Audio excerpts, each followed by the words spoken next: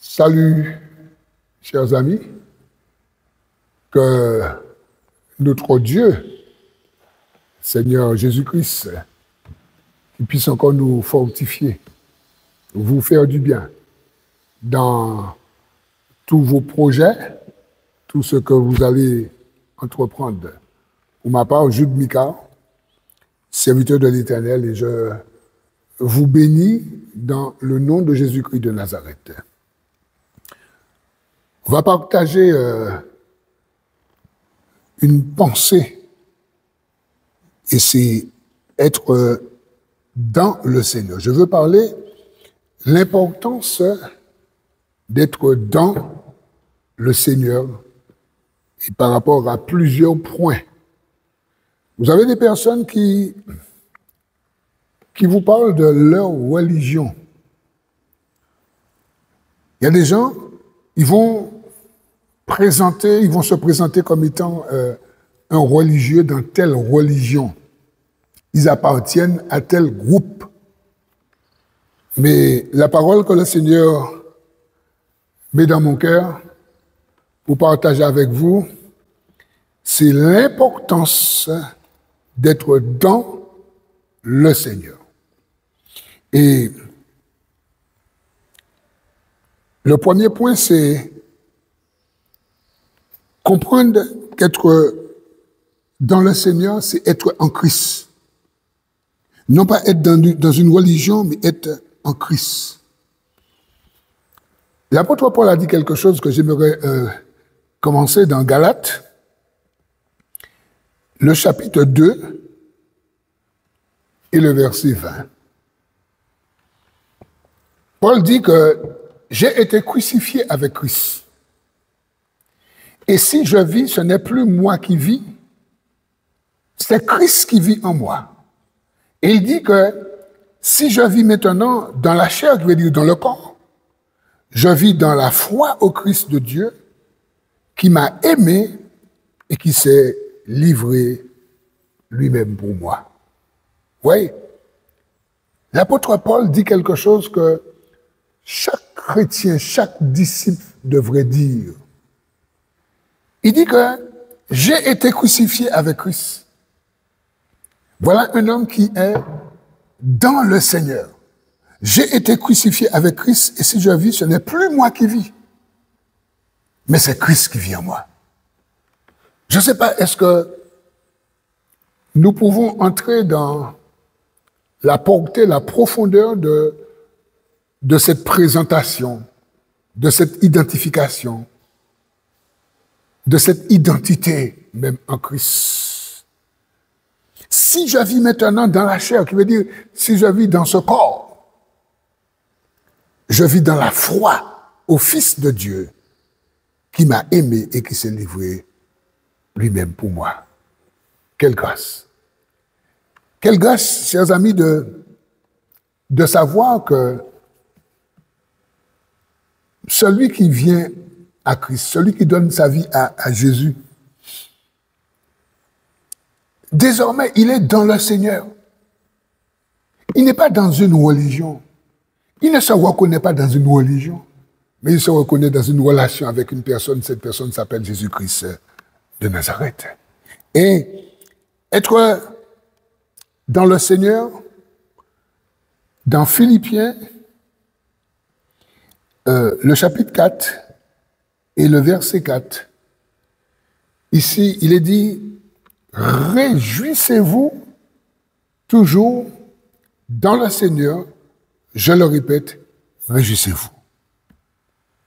Mes amis, vous qui regardez cette vidéo, être dans le Seigneur, c'est aussi se réjouir dans le Seigneur. Ici, l'exhortation est faite. Réjouissez-vous toujours dans le Seigneur, je le répète, réjouissez-vous toujours dans le Seigneur. C'est vrai qu'être en Christ, être dans le Seigneur, on partage les mêmes choses que monsieur tout le monde. Des difficultés, des fois on est malade, des fois on est triste, des fois on est patraque, des fois on est ci, des fois on est... Parce qu'on est humain. Mais au-delà j'allais dire, tous ces sentiments, ces ressentiments, toutes ces choses que nous pouvons traverser, n'oublions jamais que nous sommes dans le Seigneur. Et être dans le Seigneur, il y a une sécurité. Être dans le Seigneur, il y a une position profonde. C'est pourquoi que Paul a pu dire, réjouissez-vous toujours dans le Seigneur. Je le répète, réjouissez-vous toujours dans le Seigneur. La parole de Dieu est une source de joie, mes amis. Être en Christ est une source de joie. Et je voudrais que quelqu'un le comprenne, que quelqu'un adhère à cela, que quelqu'un l'accepte, mais que quelqu'un le témoigne. Qu'une personne qui est en Christ témoigne avec moi. Oui, c'est vrai que on peut toujours se réjouir dans le Seigneur. On peut toujours se réjouir dans le Seigneur. Oui, c'est très important. Lorsque nous lisons dans le psaume 119,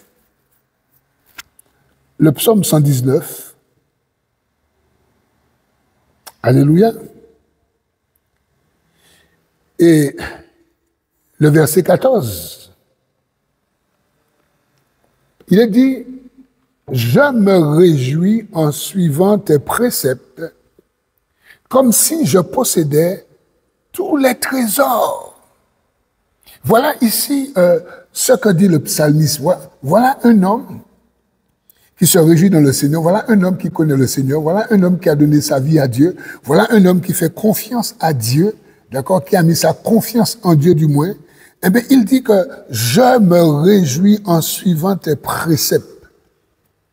Ça veut dire, il est en train de dire que j'obéis à tes préceptes.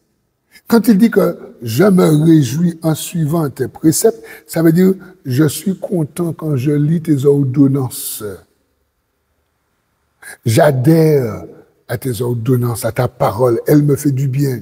Elle crée la joie de mon cœur. Puisqu'il dit comme si je possédais tous les trésors.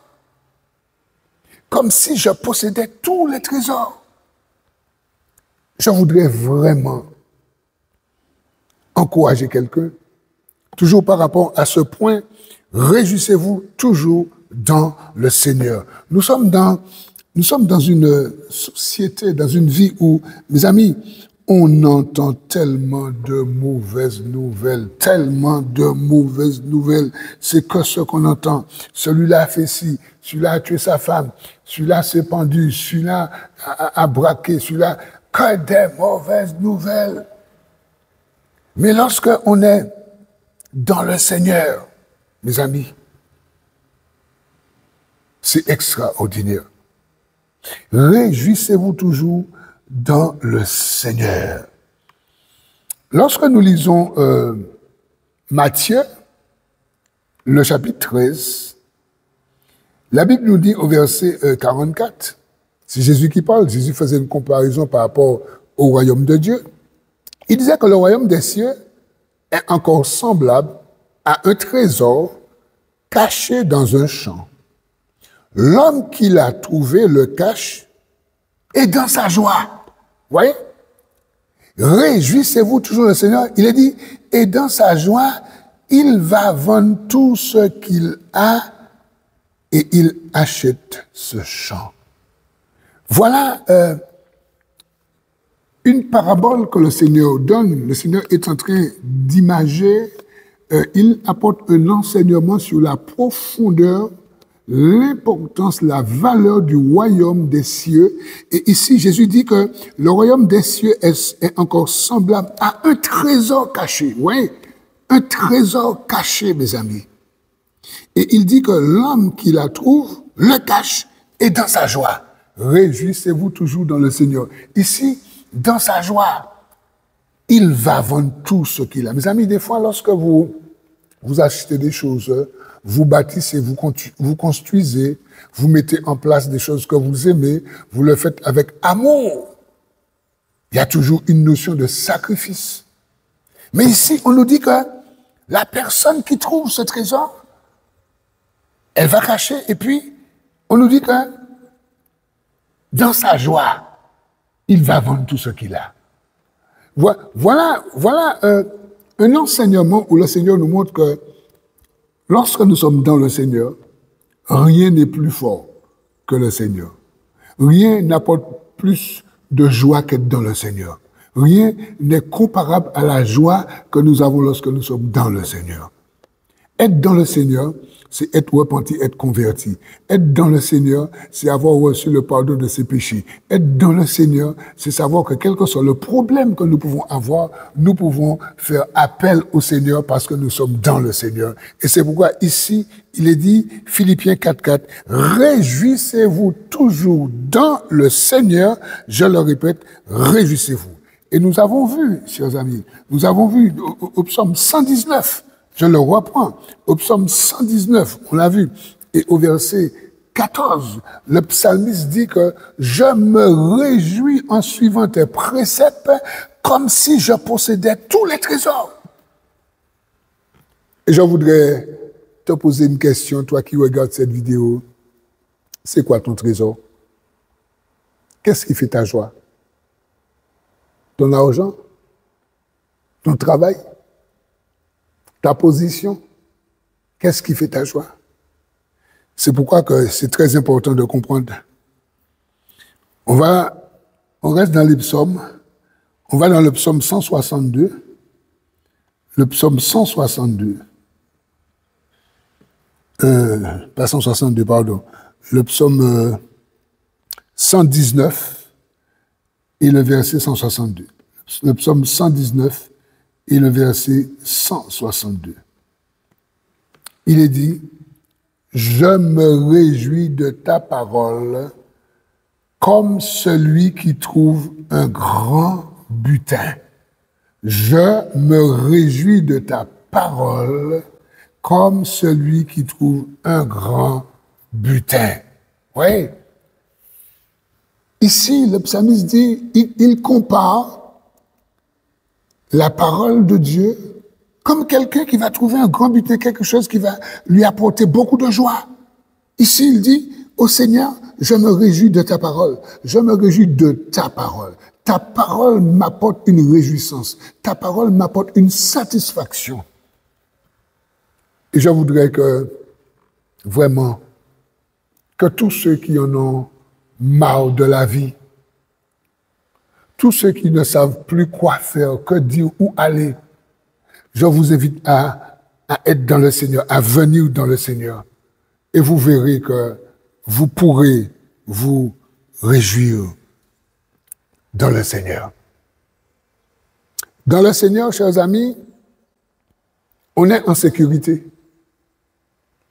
La Bible nous dit au psaume 118 au verset 7, le psaume 118 et le verset 7, il est dit que l'Éternel est mon secours et je me réjouis à la vue de mes ennemis. Oui, être dans le Seigneur, on est en sécurité. Être dans le Seigneur, ça nous apporte du secours. Ici, le psalmiste dit, « L'Éternel est mon secours et je me réjouis à la vue de mes ennemis. » Oui, je voudrais parler à quelqu'un. Je voudrais parler à quelqu'un, peut-être que tu ne te sens pas en sécurité. Tu sens que tu es en danger. Peut-être que tu as, je sais pas moi, toute la garde, tu as des chiens de garde, tu as des caméras de surveillance, tu as des armes, tu maîtrises le combat, toutes choses, hein, mais malgré ça, tu sens que tu n'es pas en sécurité. Ici, le psalmiste dit, Psaume 118, verset 7, « L'Éternel est mon secours, et je me réjouis à la vue de mes ennemis. » Je n'ai pas peur quand je vois mes adversaires. Je n'ai pas peur quand je vois mes ennemis. Pourquoi? Parce que je sais que mon secours, il est dans le Seigneur. C'est vraiment pour nous encourager à travers cette pensée, être dans le Seigneur. Je ne sais pas est-ce que tout le monde est dans le Seigneur. Je ne sais pas est-ce que ceux et celles qui qui écoutent, je ne sais pas si vous qui regardent, si vous êtes tous dans le Seigneur, mais la parole que le Seigneur me met à cœur aujourd'hui pour chacun de nous, c'est de réfléchir, de considérer la portée, la profondeur, être dans le Seigneur. On peut toujours se réjouir dans le Seigneur. Et même lorsqu'on traverse des moments difficiles, même lorsqu'on traverse, j'allais dire, de l'adversité, d'accord? Même lorsqu'on traverse des combats, des tristesses, des deuils, on est endeuillé, on a perdu une personne qu'on aimait beaucoup, elle est décédée. On ne va pas sauter, danser, gesticuler, mais il y a une joie dans le Seigneur, une joie profonde, un état de joie quand on est dans le Seigneur et qui apporte aussi la sérénité et la paix. C'est pourquoi j'invite quelqu'un à venir dans le Seigneur. Je voudrais aussi parler d'un deuxième point. Et ce deuxième point, c'est l'obéissance dans le Seigneur. L'obéissance envers les parents dans le Seigneur. L'obéissance du Seigneur. Là encore, chers amis, c'est un point dont on ne va pas cesser de le répéter parce que nous voyons que les enfants sont de plus en plus désobéissants. Les enfants sont de plus en plus rebelles. Et on constate que de plus en plus jeunes, les enfants sont rebelles et ils deviennent insupportables et les parents sont dépassés. Et ici, dans Éphésiens, le chapitre 6, le verset 1er, qu'est-ce que la Bible nous dit? Enfants, obéissez à vos parents selon le Seigneur, car cela est juste. L'obéissance dans le Seigneur. Pourquoi ici, il est bien stipulé, il est bien noté que enfants, obéissez à vos parents selon le Seigneur, car cela est juste, d'accord? Selon le Seigneur. On ne va pas obéir à papa et à maman si papa et maman nous disent d'aller voler le mango, d'aller voler le fruit, d'aller voler telle chose. Non. On va dire, maman, papa, je t'aime, mais je ne vais pas t'obéir sur ce coup, parce que ce que tu me dis, ça déroge à l'ordre de Dieu. Je veux bien t'obéir, mais selon le Seigneur. Mes amis, est-ce que vous savez qu'il y a des enfants? Il y a des enfants qui sont à l'école, soit de vol, soit du mensonge, soit une école mauvaise, parce que vous avez des parents qui demandent aux enfants de faire telle ou telle chose. Vous avez des parents qui initient leurs enfants à l'alcool, au sexe. Ça va peut-être vous étonner, mais c'est la vérité. Et c'est pourquoi ici, il est dit, enfants, obéissez à vos parents selon le Seigneur, car cela est juste. Ça veut dire que les parents doivent connaître le Seigneur et les enfants doivent connaître le Seigneur. Les parents doivent initier les enfants au Seigneur, d'accord, c'est très important, pour que les enfants puissent obéir à leurs parents selon le Seigneur. Mais aujourd'hui, nous constatons que on ne va pas faire une généralité, mais nous constatons que beaucoup de parents ont perdu le contrôle sur leurs enfants. Et on voit des enfants de plus en plus petits dans les hypermarchés, dans les supermarchés, un peu partout, qui commandent les parents, qui tapent des pieds. Et à la fin, c'est le parent qui baisse la garde. À la fin, c'est le parent qui obéit à l'enfant. Pourquoi? Parce que le parent ne veut pas que l'enfant crie trop pour qu'on ne lui pointe pas des doigts. Parce que aussi maintenant, et les enfants, dès que tu parles un peu fort pour l'enfant, l'enfant va appeler la justice pour toi, l'enfant va te rappeler ses doigts, etc., etc. Alors on voit que beaucoup de parents ont perdu le contrôle sur les enfants. Mais ce que je vous dis là, ça c'est pas selon le Seigneur. Parce que ici, il est dit, enfants, obéissez à vos parents selon le Seigneur, car cela est juste. Mais comme l'éducation nationale a enlevé le Seigneur, d'accord, ils ont enlevé le Seigneur, il ne faut pas parler du Seigneur. On peut parler de la sorcellerie, on peut parler de l'homosexualité, on peut parler de beaucoup de choses à l'école, mais ne parlez pas du Seigneur. Alors que ici, la Bible dit, enfants, obéissez à vos parents selon le Seigneur car cela est juste. Mais quand l'enfant a un problème, à qui on s'en prend? C'est aux parents. Ah oui, il faut qu'il y ait un responsable. Hein? Alors mes amis, prions le Seigneur pour que et les parents et les enfants soient dans le Seigneur. Prions, c'est très important. Prions, n'hésitons pas. Chère famille, prenez un temps. Chers enfants, ados, pré-ados, jeunes, je sais que ce n'est pas évident, mais de temps en temps, il faut déposer les réseaux sociaux. De temps en temps, il faut déposer. De temps en temps, il faut éteindre la télé. De temps en temps, il faut éteindre le portable. Il faut éteindre toutes ces choses. De temps en temps, quelques secondes, il faut l'éteindre et que les parents se retrouvent ensemble pour prier. Demander au Seigneur la force. Demander au Seigneur que les enfants puissent obéir à leurs parents, que les parents aussi aient la maîtrise, que les parents aussi puissent éduquer les enfants selon le Seigneur. C'est très important. Vous voyez, lorsque nous développons ce thème dans le Seigneur, il y a beaucoup de choses à dire. Il faut que ça soit une obéissance, j'allais dire, bénie.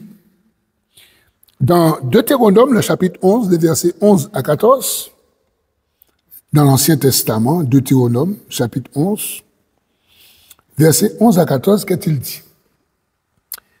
Le Seigneur disait à son peuple, « Le pays que vous allez posséder est un pays de montagnes et de vallées, et qui boit les eaux de la pluie du ciel.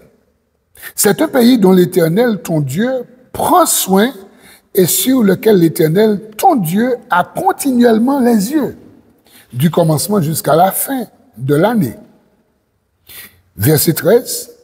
Si vous obéissez à mes commandements, écoutez bien, hein, si vous obéissez à mes commandements, je vous prescris aujourd'hui, si vous aimez l'Éternel, votre Dieu, et si vous le servez de tout votre cœur et de toute votre âme, verset 14, je donnerai ce pays.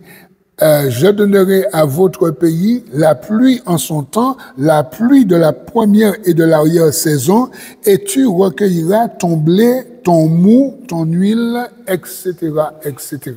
Et on voit que l'obéissance est attachée, est liée à la bénédiction. Un enfant, un adulte, un parent, un monsieur, une dame, une personne qui obéit au Seigneur, c'est quelqu'un qui est béni. Et ici, nous voyons l'obéissance envers les parents, mais l'obéissance dans le Seigneur. J'ai regardé dans Hébreux, le chapitre 5, versets 8 et 9. Hébreux, le chapitre 5, et le verset 8 et 9. Qu'est-ce que l'apôtre aux Hébreux nous dit? L'apôtre aux Hébreux nous dit que Jésus a appris, bien qu'il fût fils, l'obéissance par les choses qu'il a souffertes et qui, après avoir été élevé à la perfection, est devenu pour tous ceux qui lui obéissent l'auteur d'un salut éternel. Qui veut dire la possession de la vie éternelle. Mais ici, on nous dit que Jésus, bien qu'il soit fils de Dieu, bien qu'il soit sorti du ciel, d'accord, on nous dit que lui aussi, il a appris l'obéissance par les choses qu'il a souffertes. Mes amis, Jésus a souffert. Je voudrais dire à quelqu'un qui regarde, d'accord, je voudrais te dire que Jésus a souffert. Ouais, lis les évangiles, tu vas voir. Jésus a souffert l'incompréhension, Jésus a souffert le mépris, Jésus a souffert des coups, des crachats, Jésus a souffert, on l'a chassé, Jésus a souffert même avec sa propre famille. Et quand il s'est donné la dernière semaine avant sa mort, il a souffert ce qu'on appelle la passion du Christ. Et ici, on nous dit, bien qu'il soit fils, il a appris l'obéissance par les choses qu'il a souffertes, et qui, après avoir été élevé à la perfection, est devenu pour tous ceux qui lui obéissent. Maintenant, ça veut dire que Jésus a obéi. Maintenant, nous devons obéir à Jésus. Nous devons obéir à ses commandements. Nous devons obéir à sa parole. Et là, on voit l'obéissance dans le Seigneur. L'obéissance au Seigneur Jésus. L'obéissance à Dieu. Les enfants, obéissez vos parents selon le Seigneur. Et Jésus lui-même a obéi à Dieu. Maintenant, à nous d'obéir à Jésus, parce que le verset 9 dit, et qui, après avoir été élevé à la perfection, Jésus est devenu pour tous ceux qui lui obéissent l'auteur d'un salut éternel. Mes amis, n'écoutez pas les gens qui vous disent que ce sont des bombards, ce sont des paroles inutiles, ce sont des contes de fées. Non, il y a vraiment une vie éternelle. Et c'est Jésus qui nous donne la vie éternelle. Car Dieu a tant aimé le monde qu'il a donné son Fils unique, afin que quiconque croit en lui ne meure point, mais qu'il ait la vie éternelle. Voilà, mes amis. C'est très important. Quel que soit ton âge, écoute-moi bien, quel que soit ton âge, quelle que soit ta position, quelle que soit ta notoriété, quelle que soit, tu es obligé de passer par l'obéissance. Tu es obligé de te soumettre à la parole. Si tu ne te soumets pas à la parole, tu n'es pas dans le Seigneur. Si tu ne te soumets pas à la parole de Dieu, tu n'es pas dans le Seigneur. Tu es peut-être dans une religion quelconque. La religion a un nom qu'on connaît.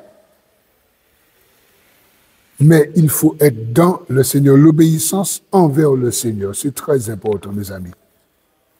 Est-ce que vous êtes là?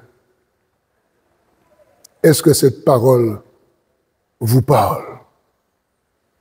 Est-ce qu'il y a quelqu'un qui est d'accord? D'accord pour vraiment obéir au Seigneur. L'obéissance au Seigneur. Et lorsque nous parlons de l'obéissance au Seigneur, lorsque nous traitons un tel thème, l'obéissance au Seigneur, l'obéissance, peut-être que tu es dans une position, mon ami, tu es dans une situation qui ne convient pas.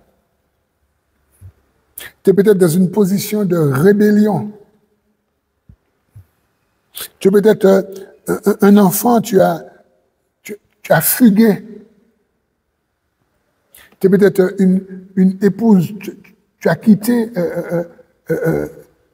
ta maison, ta demeure. Tu es peut-être un époux, tu as abandonné ton foyer. Tu es peut-être un chrétien, tu as abandonné ton assemblée et maintenant tu es d'assemblée en assemblée, tu n'as pas une famille spirituelle fixe. Le Seigneur t'appelle à l'obéissance, à la soumission dans le Seigneur. Mon ami, c'est très important. C'est très important pour toi de comprendre ce que le Seigneur te dit aujourd'hui. C'est un message qui va te ramener à la sagesse. C'est un message qui va te ramener au bonheur. C'est un message qui va te ramener à la paix. C'est un message qui va arrêter les agitations. Parce que tu as des agitations, tu as même des insomnies. Parce que tu es dans une vie de rébellion. J'aimerais quelques instants prier avec une personne, peut-être qui a des difficultés à se soumettre. Quel que soit ton âge, quelle que soit ta position, quel que soit ton sexe. Mais tu as peut-être des difficultés à te soumettre, à obéir. Peut-être que tu fais la guerre aux autorités. Peut-être quand tu vois un gendarme un policier, un directeur, enfin quelqu'un qui est en poste d'autorité, peut-être que ça te donne la chair de poule, comme on dit, tu n'aimes pas ça parce que tu as un problème avec l'autorité, c'est pas de ta faute. Peut-être que quand tu étais petit, peut-être il y a eu une histoire, il y a eu un choc, il y a eu quelque chose dans ta vie qui fait qu'aujourd'hui, tu ne peux pas te soumettre, tu ne peux pas obéir, même si tu vois que l'autre a raison. Mais voilà, j'aimerais prier avec toi, si tu le veux. Avant de poursuivre, j'aimerais prier avec toi. Et si tu es d'accord, ouvre ton cœur pour le Seigneur. Si tu es d'accord, ouvre ton cœur pour le Seigneur. Et dis avec moi, répète cette prière avec moi, avant qu'on poursuive notre réflexion. Je m'arrête un petit moment pour prier avec toi. Toi qui regardes cette vidéo, tu te sens interpellé par ce point. Tu as des problèmes d'obéir, tu as des problèmes de te soumettre. C'est pas de ta faute, mais parce que tu as tellement souffert, tu as subi l'injustice, plein de choses, et tu as dit maintenant, tu n'écoutes personne, tu n'obéis à personne, quel que soit, même pas à Dieu. J'aimerais prier avec toi. Dis avec moi, Seigneur Dieu, je suis cette personne dont parle cet homme. J'en ai marre de ce que je vis. J'en ai marre de ce que je suis. Je te demande pardon, Seigneur, pour toute ma désobéissance et ma rébellion. Je te remets, Seigneur, mes blessures, mes souffrances, mes blessures, Seigneur.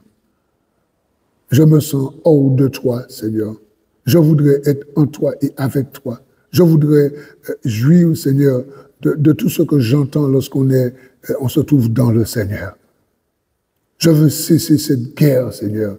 Je veux obéir à ta parole, Seigneur. Je me repens de toute rébellion, de toute insoumission, Seigneur. Je viens à toi, Seigneur.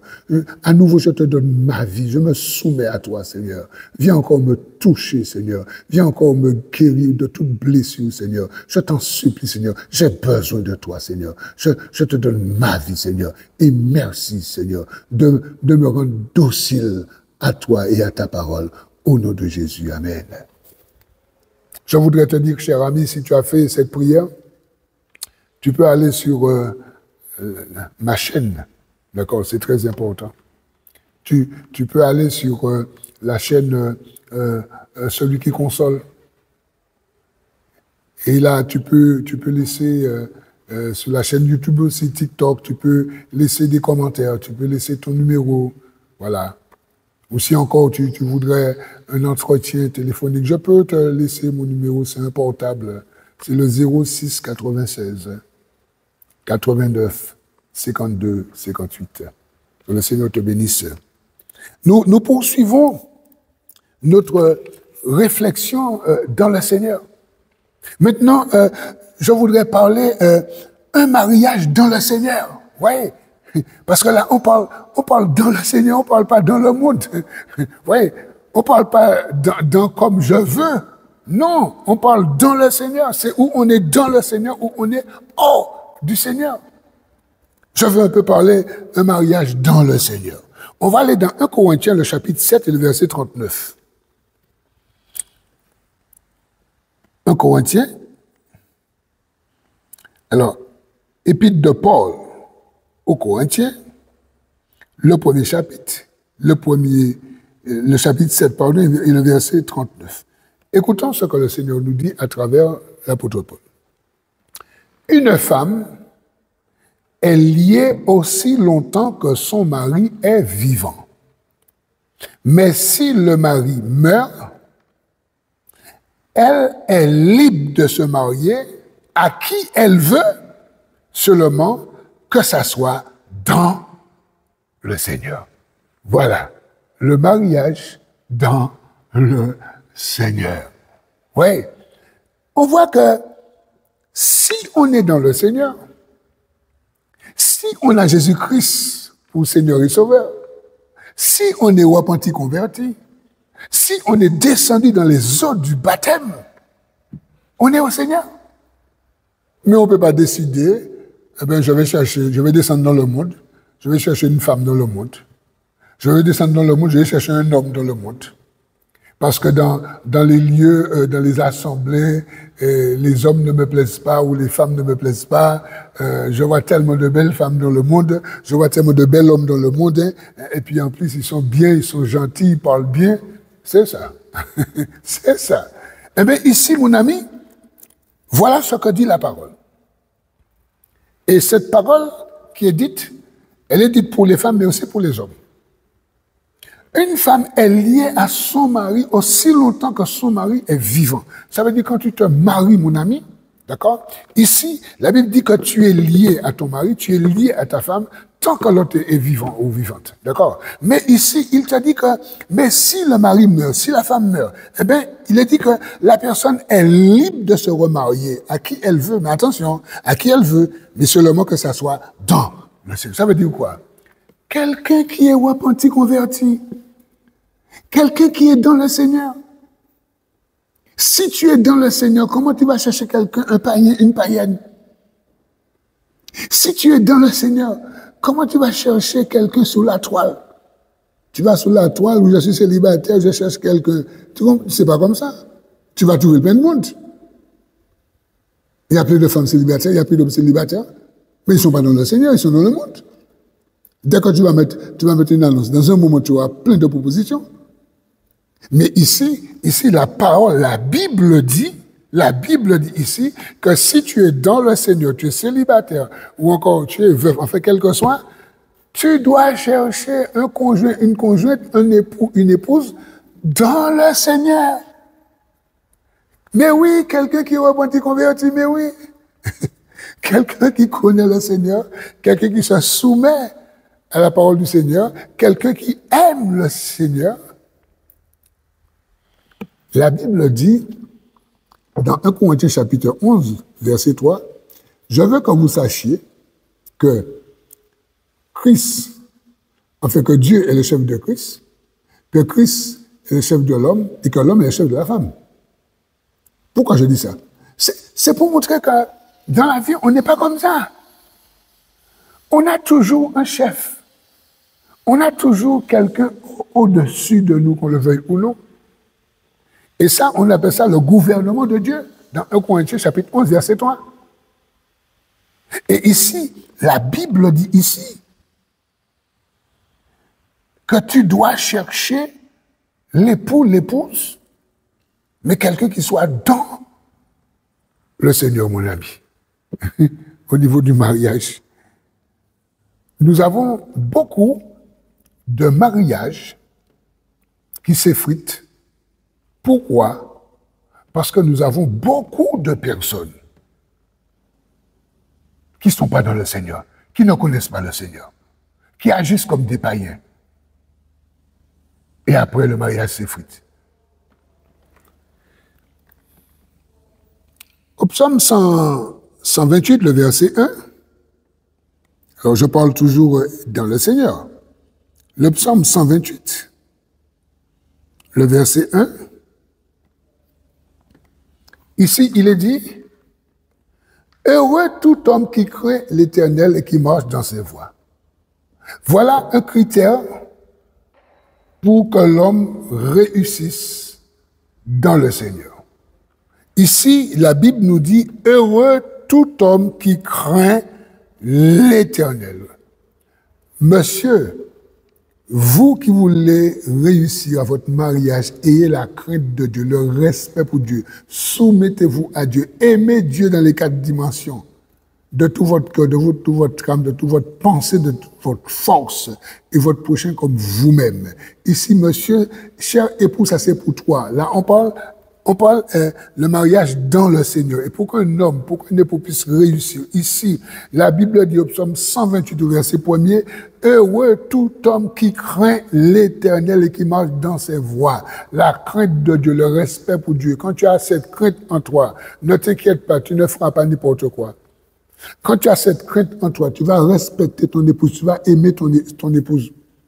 Quand tu as cette crainte en toi, tu ne vas pas faire des infidélités à ton épouse. Quand tu as cette crainte, la crainte de Dieu, ne t'inquiète pas, tu vas aimer ton épouse comme Christ a aimé l'Église. Là, nous parlons du mariage dans le Seigneur. Je voudrais dire aussi deux mots à l'épouse. L'épouse est une femme sage. Une épouse est une femme qui doit être sage et qui fait avancer son foyer. Écoutons ce que le sage dit dans Proverbe chapitre 14, verset 1er. Proverbe chapitre 14, le verset 1er, qu'est-il dit? La femme sage bâtit sa maison. Voilà. La femme sage, c'est une femme qui aime le Seigneur. Une femme sage, c'est une femme type de l'Église. Une femme sage, c'est une femme qui sait se soumettre, qui connaît ce que ça veut dire la soumission.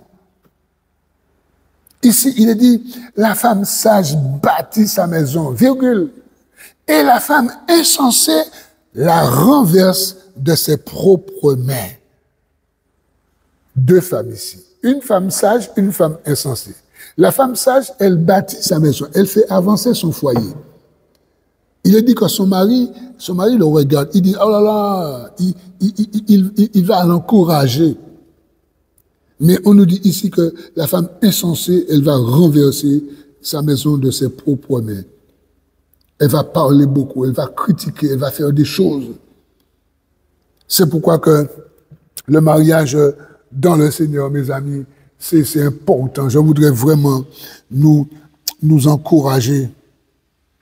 Et je voudrais dire deux mots. Je voudrais dire à quelqu'un, si tu es avec ton compagnon, si tu es avec ta compagne, si vous n'êtes pas marié, vous vivez mais sans être marié. C'est vrai que le monde a proposé beaucoup de choses, pactisation, enfin bref, le monde propose des choses, mais là on ne parle pas selon le monde, on parle dans le Seigneur.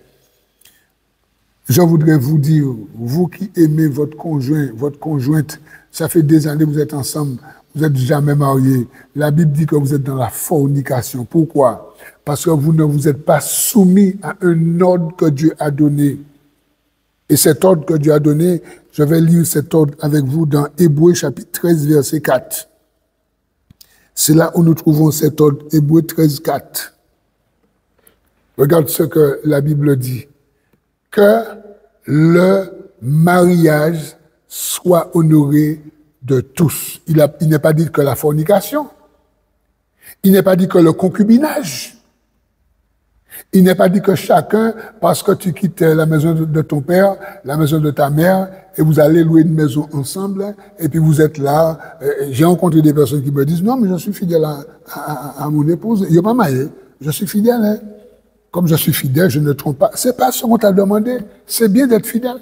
Mais on t'a demandé de te marier, d'aller devant monsieur le premier magistrat, d'accord, le maire, les autorités, d'accord, et de te marier.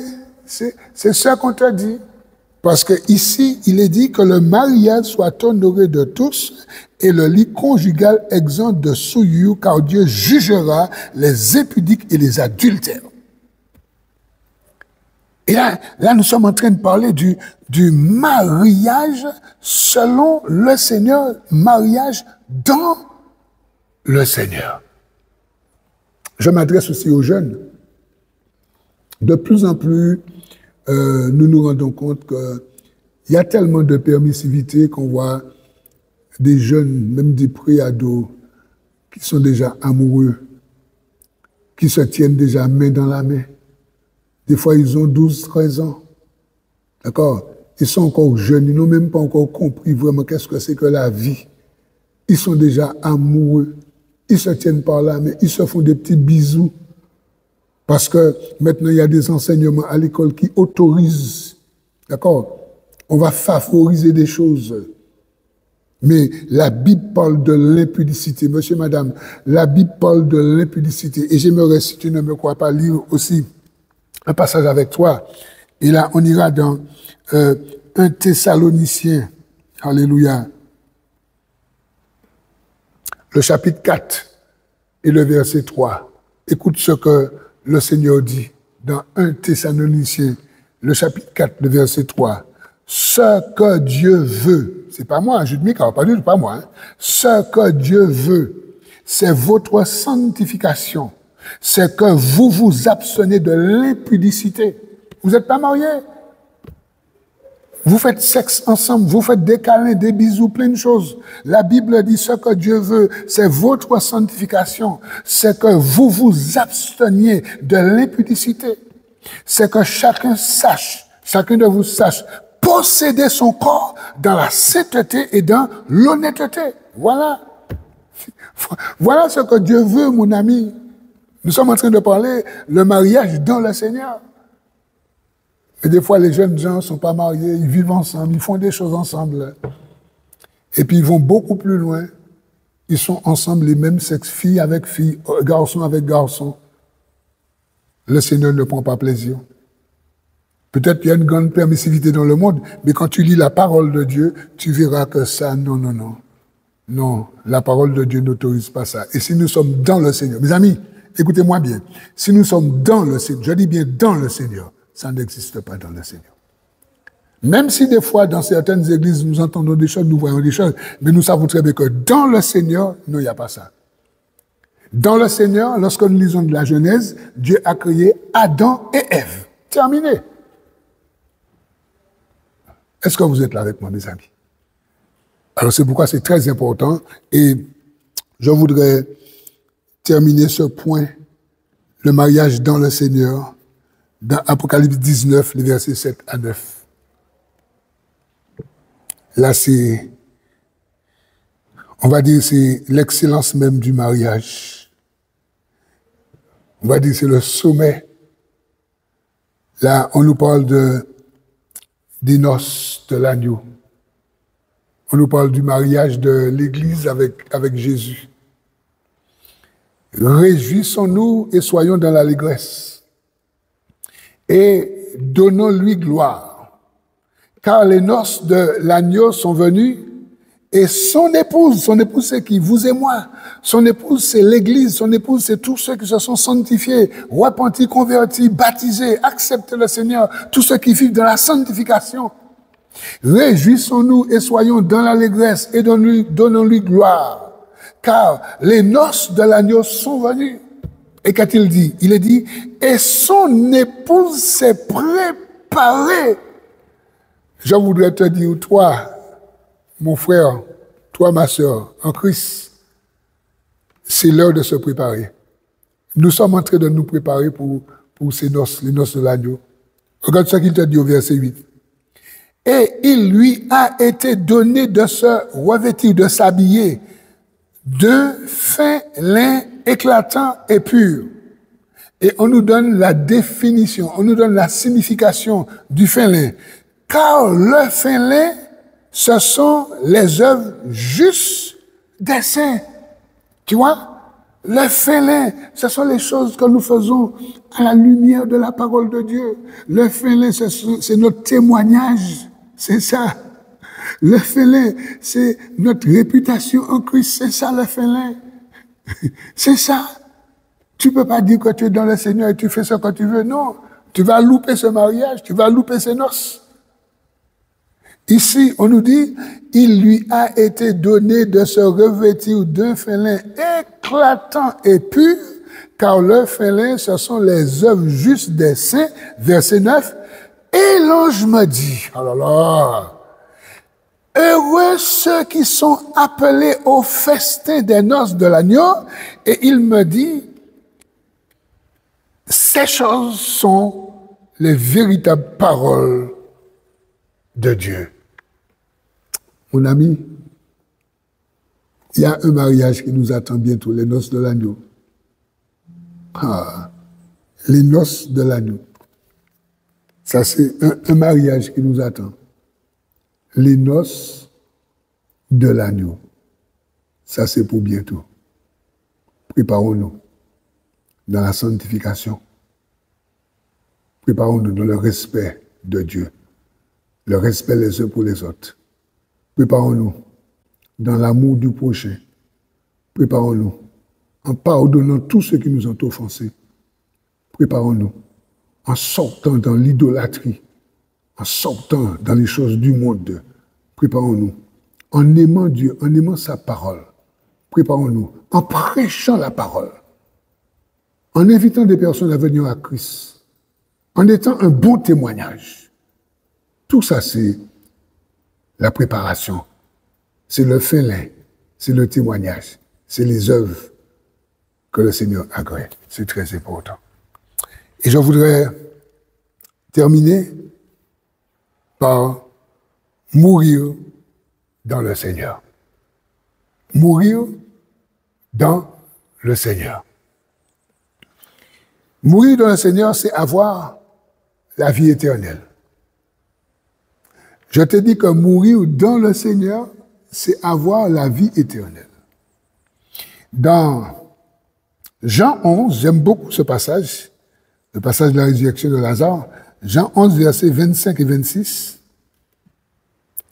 Lorsque Marthe est venue voir Jésus, Marthe et Marie, et quand ils ont dit à Jésus tour à tour, si tu étais là, mon frère ne serait pas mort, voilà la réponse de Jésus. Jésus lui dit, je suis la résurrection et la vie. Celui qui croit en moi vivra, quand même il serait mort. Et quiconque vit et croit en moi ne mourra jamais. Je voudrais m'adresser à quelqu'un qui n'a pas l'assurance de son salut. Je voudrais m'adresser à quelqu'un qui, si tu meurs, tu ne sais pas où tu vas. Je voudrais dire à quelqu'un que la Bible te dit que dès que tu donnes ta vie à Jésus sincèrement, dès que tu passes par une repentance authentique selon la Bible, tu as déjà l'espérance de la vie éternelle. Et si tu meurs, tu vas mourir dans le Seigneur. Parce que ici, Jésus a dit, je suis la résurrection et la vie. Et celui qui croit en moi, celui qui croit que je suis le Fils de Dieu, celui qui croit que le fait que je sois mort, resté mort 3 jours, ressuscité le 3e jour, et monté au ciel et assis à la droite de Dieu, et je suis devenu l'intercesseur par excellence, celui qui croit en cela, celui qui croit que c'est moi qui pardonne les péchés et qui donne la vie éternelle. À partir du moment où tu as fait cette démarche, tu as donné ta vie à Jésus, je voudrais te dire, mon ami, je suis prêt pour mourir. Parce que si tu meurs, sache que tu meurs dans le Seigneur et en fait tu ne meurs pas, tu continues à vivre. Ton corps sera déposé dans une tombe, t'inquiète, mais ton âme et ton esprit va continuer de vivre auprès du Seigneur jusqu'à la résurrection des morts. C'est très important, tu vois. C'est pourquoi que mourir dans le Seigneur, c'est très important. Mourir dans le Seigneur, c'est appartenir tout entier au Seigneur, quel que soit ce qu'on dit, quelles que soient les doctrines, quels que soient les penchants. On va lire quelque chose dans Romains chapitre 14, versets 7 et 8. Romains chapitre 14, versets 7 et 8. Regarde ce que la Bible nous dit. Il est dit ici, en effet, nul de nous ne vit pour lui-même, et nul ne meurt pour lui-même. Car si nous vivons pour le Seigneur, et si nous mourons pour le Seigneur. Soit donc que nous vivions, soit donc que nous mourions, nous sommes au Seigneur. Voilà, mes amis.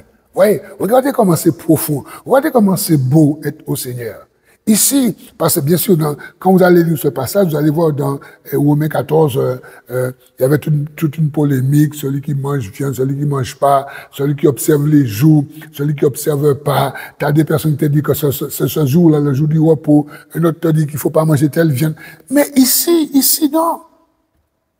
Le Seigneur est en train de dire par Paul, en effet, nul de nous ne vit pour lui-même et nul ne meurt pour lui-même, car si nous vivons pour le Seigneur, si nous mourons pour le Seigneur, soit que nous vivions, soit que nous mourions, nous sommes au Seigneur. Oh, quelle grâce, je voudrais vraiment encourager quelqu'un qui n'est pas encore au Seigneur. Je voudrais te donner un conseil, ne meurs pas hors du Seigneur, ne meurs pas sans Christ. Ne meurs pas sans Christ. Avant que tu meures, repens-toi. Donne ta vie à Jésus. Ouvre ton cœur pour Jésus. Arrête de philosopher. Arrête d'argumenter tes résistances. Arrête de chercher plein d'arguments pour ne pas obéir.